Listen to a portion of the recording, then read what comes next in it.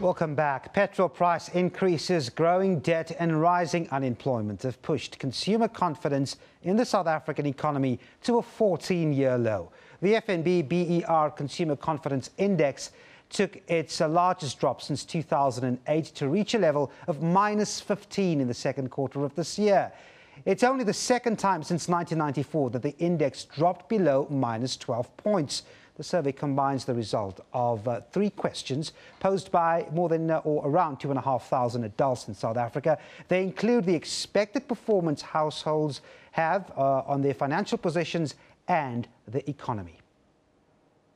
Well, FNB Chief Economist Sizwe Madlana joins us now to talk about how severe this reading really is. Sizwe, thanks for coming in. So, with rising costs, you have people's disposable income shrinking, and the credit figures this week tell us that they are borrowing less. We've seen this for some time. What caused this real plunge in confidence in this quarter?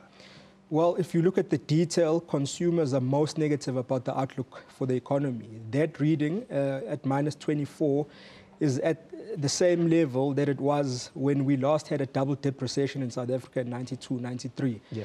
Associated with the very negative rating of consumers on the outlook for the economy is a very weak reading on now being a good time to buy durable goods. That has also a very low reading of -19. So clearly, if you don't like the outlook for the economy, you're not going to be rushing out to buy a car, to buy furniture and so on.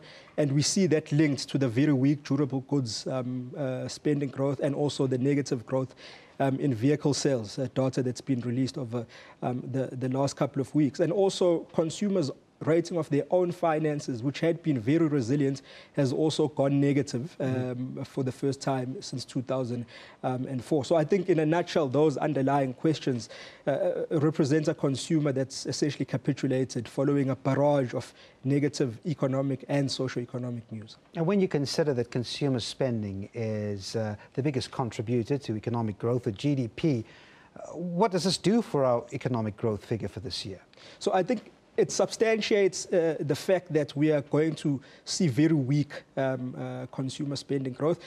Last year, we had consumer spending growth of 1.4%. Now, to contextualize that, the only time consumer spending has been weaker than what it was last year was in 1977 following the Soweto uprising, 85 following the Rubicon speech, 92, 93 when we had a double-dip recession, and then in 08, 09. So already very weak.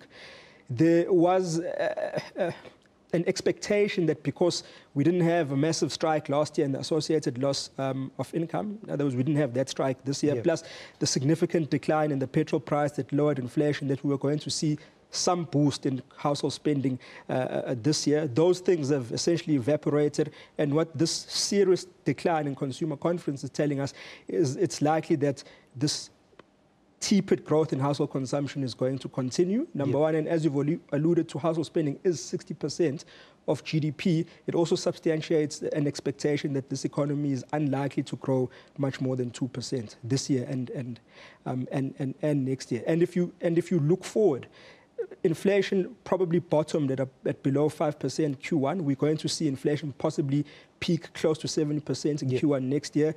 I think that will incite interest rate hikes from the Reserve Bank, and we are expecting further tightening of fiscal policy, both from a reduction in government spending and also from possibly tighter taxes. So there's massive headwinds to household spending going forward.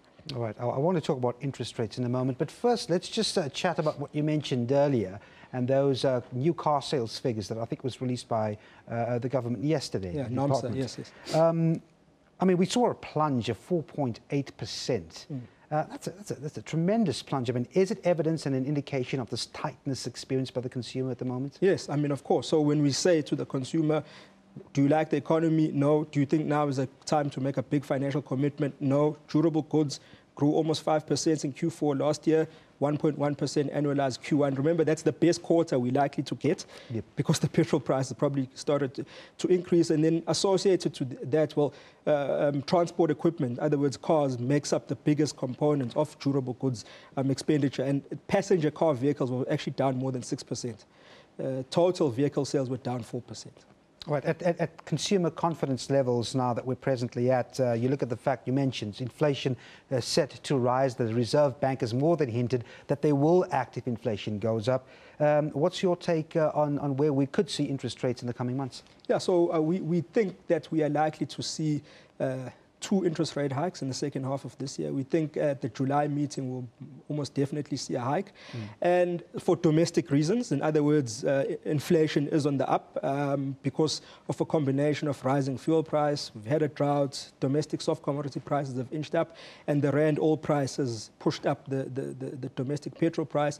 You add administered costs, in other words, electricity and water, and we should see inflation move from a bottom of about 4% in Q1 to a peak close to 7% in Q1. Next year, we think the SARB will hike because of that and the impact that that has on inflation expectations. But we also think the SARB will probably hike because the rand will come under pressure when the Federal Reserve finally starts to increase rates later on this year. All right, we're going to have to leave it there. FNB Chief Economist Sizwe Ngetlana, thanks very much indeed. It's my pleasure.